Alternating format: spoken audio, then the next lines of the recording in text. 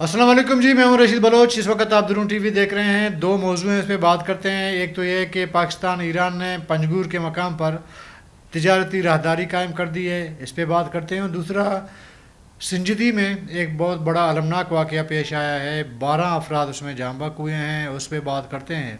لیکن آگے بڑھنے سے قبل آپ نے ہمیں سبسکرائب کرنا ہے، اپنا فیڈ بیک دینا ہے، گھنٹی کا بٹن دبانا ہے، ویڈیو اگر پسند آئے تو لائک شیئر ضرور کرنا ہے۔ سب سے پہلے بات کرتے ہیں جی پنجگور کی۔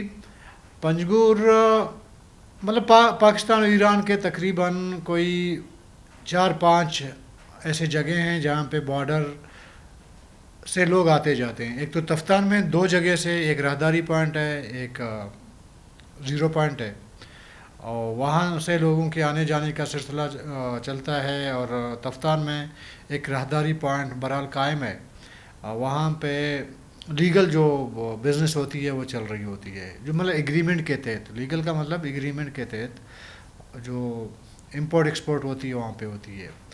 باقی مکران کے جو بیلٹ ہے، پنجگور ہے اور کیچ ہے، اس کے علاوہ گوادر ہے۔ گوادر میں سی لگتا ہے، دریائی بارڈر لگتا ہے ایران کے ساتھ، سمندر کا۔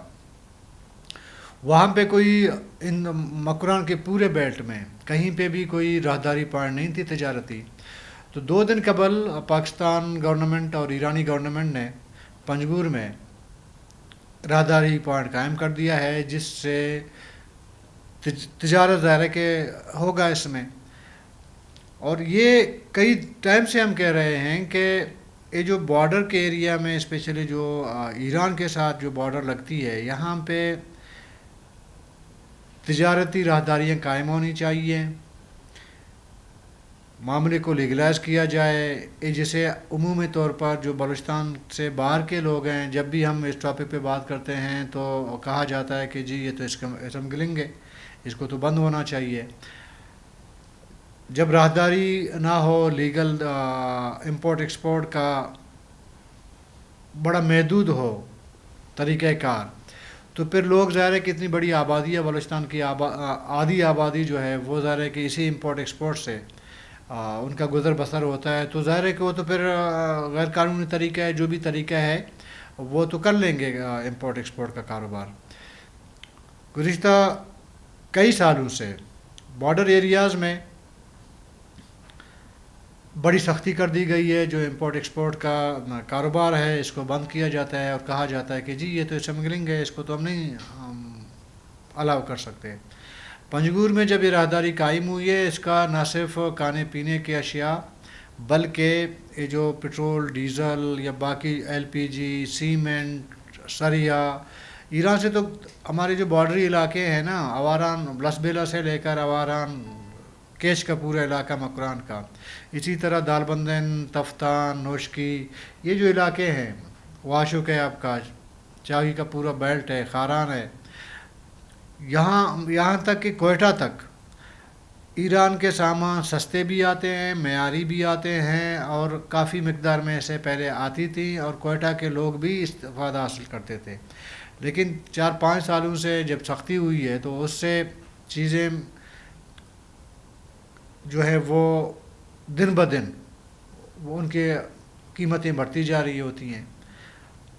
تو کوئی خاص فائدہ عوام کو اس سختی کی وجہ سے نہیں مل رہا ہے۔ ایک تو سختی ہے، دوسرا چھوڑ نہیں رہے ہیں ظاہر ہے کہ، تو لوگوں کا جو روزگار ہے وہ کافی حد تک متاثر ہوا ہے۔ ہونا یہ تو چاہیے تھا کہ پاکستان اور ایران بارڈر جو ہے وہاں پہ 5-6 جگہ پہ تجارتی راہداریاں قائم ہونی چاہیے، اور لوگوں کو آسانی سے کام کرنے دیا جائے۔ اور اس سے میں یہ سمجھ سکتا ہوں کہ ایران کے ساتھ پاکستان آزادانہ طور پر تجارت نہیں کر سکتا، اس کی بہت ساری وجوہات ہیں، لیکن کوئی نہ کوئی طریقہ آپ کو اختیار کرنا پڑے گا۔ لیکن کھانے پینے کے جو اشیاء ہوتے ہیں اس پہ کوئی پابندی نہیں ہے۔ ہاں ٹھیک ہے، گیس پائپ لائن آپ کا آ رہا ہے، امریکہ اس پہ رکاوٹ ہے، آپ آگے نہیں لا رہے ہیں، وہ تو الگ بات ہے۔ لیکن لوکل جو بزنس ہے اس پہ تو اگر آپ اس کو لیگلائز کر لیں، اور یہ صرف میں یہ سجیشن بلوچستان حکومت کو دے رہا ہوں، اگر آپ اس کا کوئی ٹیکس رکھ لیں تو آپ کو سالانہ اربوں روپیہ انکم ہو سکتی ہے. اس کو آپ کو پتہ ہے کہ اس بارڈر سے غیر قانونی طریقے سے جو بڑے بڑے مافیاز ہیں وہ اربوں ڈالر اسی بیلٹ سے اسی بارڈر سے وہ کما رہے ہیں. وہ پیسہ جو ہے مافیاز کے جیب میں جا رہے ہیں. اگر اس کو آپ لیگلائز کرو گے تو یہ تمام کا تمام پیسہ بلوچستان گورنمنٹ کے خزانے میں آئے گی اور اس سے آپ بلوچستان کے ڈیولپمنٹ میں کام آ سکتا ہے یہ اماؤنٹ. لیکن چونکہ بلوچستان کوئی بھی 18ویں ترمیم کے بعد تو بلوچستان حکومت تمام صوبوں بلکہ بلوچستان جو ہے وہ کافی حد تک خود مختار ہو چکا ہے. تمام صوبے ہیں ذرا کہ بلوچستان بھی اس میں شامل ہے. تو ان چیزوں کو کر لینا چاہیے. لیکن ہمارے ہاں ہمیشہ جو حکومتیں آتی ہیں گزشتہ 5-6 سالوں کا اگر لیں 10 سال آپ لیں کٹ پتلی گورنمنٹس آتی ہیں وہ نہ اپنا مدعا کسی کو بیان کر سکتے ہیں نہ اپنا موقف درست رکھ سکتے ہیں نہ رکھنے کی ان میں ہمت ہے. ظاہر ہے کہ آپ جس پلیٹ فارم میں جہاں پہ پابندی لگی ہے آپ ان کے ساتھ بیٹھ کے اگر آپ بات کریں ان کو قائل کرنے کی کوشش کریں کوئی نہ کوئی راستہ اس کا نکل سکتا ہے. اور یہی صورتحال آپ چمن بارڈر کا بھی رہ سکتے ہیں. بادینی بارڈر اور چمن بارڈر افغانستان کا وہ کر سکتے ہیں. لیکن ہمارے ہاں تو بس صرف ہر چیز کا حل وہ پابندی ہے. اگر کہیں پہ احتجاج جلوس مظاہرے ہو رہے ہیں تو نیٹورک پہ پابندی لگا دو مسئلہ ہی ختم. اگر ایشو ہے کوئی بارڈر ایریاز میں وہاں پہ بھی پابندی لگاؤ تجارت پہ معاملہ ہی ختم. تو لاکھوں لوگوں کو آپ ذرائع آمدن ان کی ہے ہی نہیں متبادل کوئی تو آپ کیسے ان کو روک سکتے ہیں یا آپ زبردستی ان پہ امپوز کر سکتے ہیں. ابھی پنجگور میں تجارتی راہداری ہوا ہے تو باقی 5-6 پوائنٹس پہ بھی راہداری ہونی چاہیے اور تمام اشیاء زندگی کے تمام ضروریات کے جو اشیاء ہیں خواہ وہ تیل ہے وہ صرف صابن ہے بچوں کا دودھ ہے ڈائپر ہے کھانے پینے کی اشیاء جس قسم کے بھی ہیں ان پہ آسانی ہو امپورٹ ایکسپورٹ پہ اور ساتھ میں ایک اماؤنٹ ٹیکس رکھا جائے تاکہ اس کا بلوچستان حکومت کو ایک آمدنی آئے اور اس سے بلوچستان کے عوام کو فائدہ مل سکے. بہرحال دوسرا جی معاملہ ہے بڑا سنجیدگی کا ایک علاقہ ہے مارواڑ کا آپ کے جو ہے کوئٹہ کے شمال جنوب کی طرف یہ علاقہ واقع ہے. یہاں پہ تقریباً ہزاروں کے حساب سے کوئلہ مائنز ہیں اور مائننگ ہوتی ہے. آپ ہر سال ہر 6 مہینے کے بعد واقعہ سنتے ہیں کہ جو مزدور ہیں وہ جام باک ہو گئے ہیں اور طریقہ کار جو ہے کوئلہ مائنز کا وہی کوئی 100 سال پرانی ہے. جب انگریز دور میں جو کانکنی کی جاتی تھی نا آج بھی اگر ان علاقوں میں آپ جائیں گے آپ کو وہی پرانا طریقہ کار نظر آئے گا مائننگ کی. حالانکہ دنیا بہت آگے بڑھ چکی ہے مائننگ کے حوالے سے اور دنیا میں کہیں پہ بھی آپ نہیں سنیں گے بہت بڑا کبھی کوئی حادثہ ہو الگ بات ہے.